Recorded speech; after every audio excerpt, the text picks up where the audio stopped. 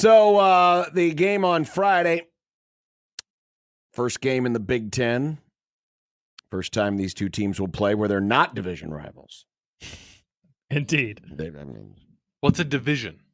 Indeed, they're gone now, Nick. Unless you're watching the National Football League. They done got rid of them. Nebraska's still an 8.5-point favorite. The total is at 43.5. So they're not expecting a whole lot of points in this one, which is interesting because that sounds like your kind of game. These are two pretty good offenses. No, not according to the metrics. Not according to the metrics, but that's again based on who they have played.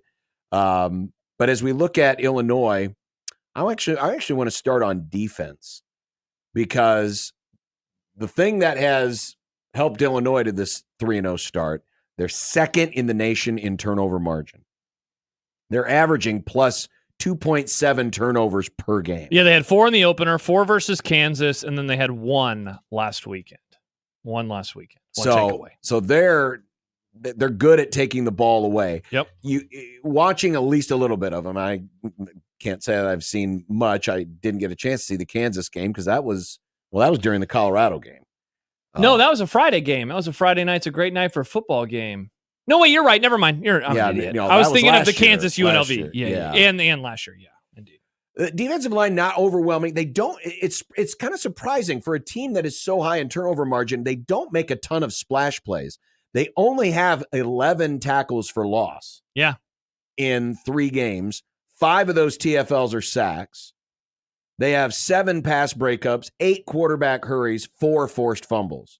By contrast, Nebraska has double the TFLs, almost double the sacks, almost double the pass breakups, double the QB hurries, but only 1 forced fumble. Yeah, it's kind of interesting that Nebraska has a lot of splash plays. Yeah, they got a lot more splash plays. Splash boys. Illinois has just been able to, get teams to turn the ball over. Yeah, the other thing that jumped out to me when watching some of their stuff is in a game where, and I know Nebraska's favored by, what do you say the latest line was, 8.5? Mm-hmm. I think a lot of people wouldn't be surprised if this game was a 1-score game and it came down to field goal kicking. They have 2 guys who have made kicks above 50 yards this year. Their main kicker, who has kicked all 11 extra points and has gone 6 of 7 from field goals, his long is 50 yards. That's David Olano. Ethan Mozlewski, Machowski. I heard it pronounced this week. Machowski. Wow, okay. Wow, I was Samsonite. 59-yarder is what he made, and he's just 1 for 1, but he knocked it in from 59, and that was in the most recent game. Mm-hmm. It's funny. Watching the NFL, like any kick above 50 looks to be the easiest thing in the world right now. Around here, anything above like 20 yards is this roller coaster of emotions. If they're able to get in field goal range where all it requires them to do is get inside the 35-ish, get inside get to the 40-yard line, they have guys that can knock in field goals. And again, 2 of them. So that was something, as I'm rewatching some of their stuff the last couple of weeks, that was one of those early notes of like, oh boy, Nebraska, I don't trust any field goals from Nebraska right now. They can barely make extra points at times. Illinois could knock something in. I mean, certainly from 40 or 45 yards, they'd be fine. Yeah. I think one of the keys, and we'll certainly get into a lot more of this as the week develops, but if Illinois is able to defend the run with the front 7, because they're kind of a bend but don't break when it comes, they're not going to allow a lot of things downfield over the top, right? But if they're having to drop an extra safety down in the box, things could get a little treacherous for them. So that's something worth watching. On the offensive side, this team is perfect in the red zone. They have scored on every red zone possession. Not all touchdowns, but they're batting 1,000. Which is interesting to think in red zone offense. Think back to last year's game. How did the game turn? They got all the way down to the 1, and they got stifled. And got stuffed. Yeah. Luke Altmaier, who last year threw for 289 yards against Nebraska, this year, he's upped his completion percentage from last year, from 65 to 69. Nice.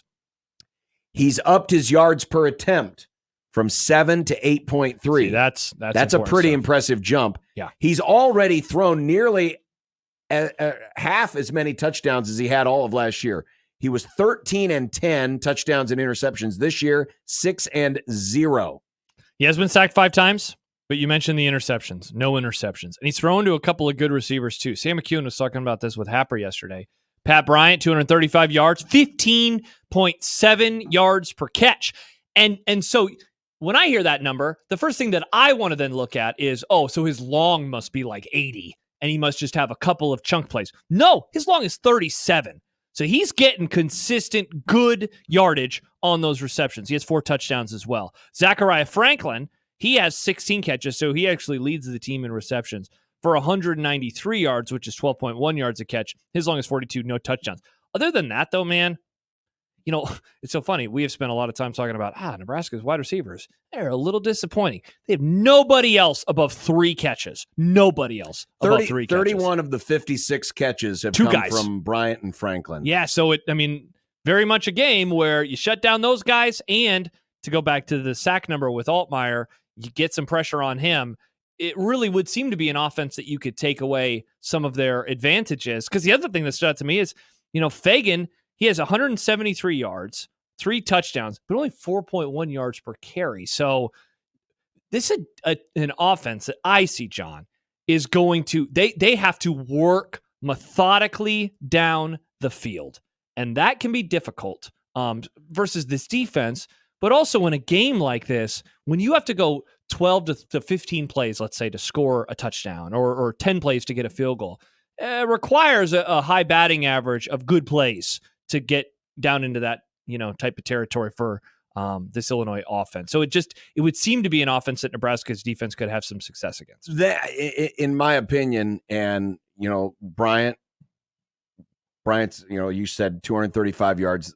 Last year he had 560. Yeah. He had the lone touchdown last year against Nebraska in the game on 4 catches. Franklin, who's transferred in from Ole Miss, only played in 4 games last year with the Rebels, but the year before was a 1,000-yard receiver and had 15 touchdowns. So these are 2 really good receivers. Yeah, it's hard to sit here and say they're the 2 best receivers Nebraska's played because they did play. Colorado, they did play, Horn and Travis Hunter. Yeah. But where I think this offense could pose more of a problem is they're not incompetent running the ball, and they have a better offensive line. They do. So it's just that they're not that's awesome. That's where it comes from. Also, there is the threat, not that Altmaier runs a lot, but he will run it on occasion. Shadour's not a runner. He can escape the rush, but he's not a guy that's going to, necessarily bust off a 10-yard run on 3rd and 5 and convert a 3rd down. Altmaier might be able to do that. But the problem here with Illinois offensively is the running game has been very pedestrian, as you said, with Fagan. Yeah. They've run for 460 yards this year. 244 of those yards came in the Eastern Illinois opener. Yeah, and they're only averaging 4.5 yards a carry. And where they've had their success running has been outside. They have not been able to generate a consistent running game between the tackles. So, obviously that's, weakness into strength with Nebraska and their defense. So what I see happening, at least initially on Friday, is I think Illinois is going to pass to set up a run. Yeah, for sure. And versus trying to run to set up the pass. So to go back to Altmaier, so you mentioned his ability to run. He's 37 total rushing yards this year, but he's been sacked 5 times for 32 yards lost. So he actually has 69 yards rushing on 9 carries. That's pretty good. Yeah. When he's able to get out and scoot. Again, it's almost 8 yards a carry. It's that 3rd down scramble that converts the first down. And his long this year is 18. So that is definitely something to keep an eye on with him, is if he is moving, if he gets out of the pocket, everybody on their keys, everyone on their P's and Q's to get to him. Otherwise, though, he can definitely be had in the backfield. And it seems like an offense from looking at them and watching them so far. It's like if you can take care of a couple, I would say they have like the 4 pieces, right? So it's Altmaier, the 2 receivers, and Fagan. So it's like, can you knock out 2 of them? And by knock out, I mean just limit them. I think you limit 2 of them, you're feeling pretty good. Because if you're limiting one of the receivers, they don't really have anybody else. If you're limiting Fagan, they don't have any. Nobody else has 100 yards rushing. Yeah. You mentioned it. 244 of the 460 yards came in the opener. So they have basically averaged 100 yards rushing per game in the last 2. And look, man, that Kansas game, You go back and watch it. Okay, this is something that we began the whole discussion with.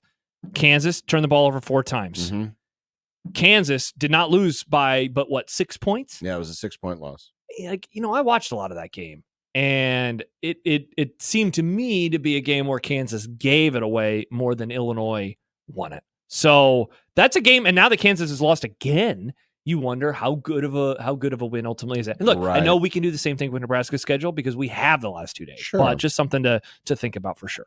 I think there's 2 distinct advantages that Nebraska has in this game: dynamic quarterback play and defense, just in general.